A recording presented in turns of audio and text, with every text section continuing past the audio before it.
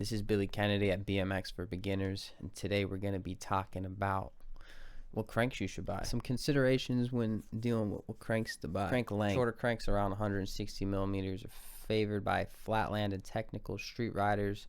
These shorter cranks provide greater control for spins, like your flat 540s, the tail whip, technical tricks allowing for quicker and smoother rotation. Longer cranks typically 160 to 180 meters.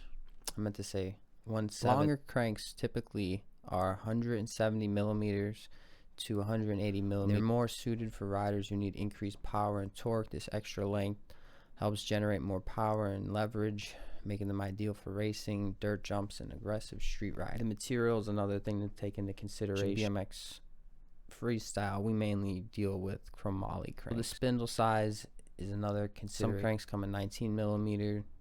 Some come in 22 millimeter, and some are even 24 millimeter. Now, there aren't many two-piece cranks, but it is something to think about. Do you want to get like the Fiend two-piece crank or a three-piece crank? I run a Fiend.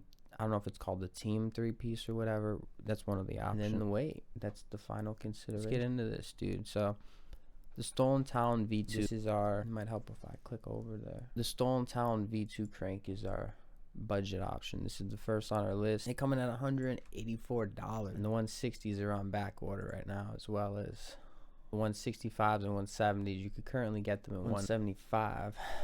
Now, I think these are the two-piece. I actually have the other one. I think they're called Fiend segment crank. Anyway, it has some of the pros are features an internal wedge system for a secure fit and easy installation. The rectangular shaped arms are designed specifically for doing crank arm grinds. Again, it's another crank with right hand and left hand compatibility, versatility, and drivetrain setup. It features a 22 hollow chromoly spindle, which provides a perfect balance of strength and weight. It's available in multiple lengths to suit different riding preferences. Some of the cons are they're slightly heavier than some of the lighter street crank options. And the wedge system may require additional maintenance over time.